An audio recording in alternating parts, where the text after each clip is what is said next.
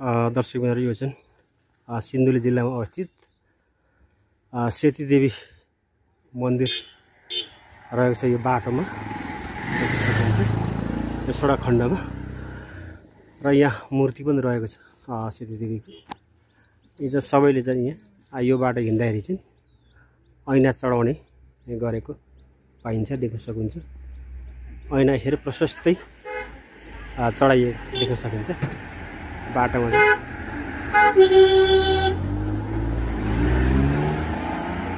देख्न सकिन्छ। ऐना यसरी र बाटोमा बस्ने प्रतीक्षालय पनि यसरी बनाइएको छ, देख्न सकिन्छ।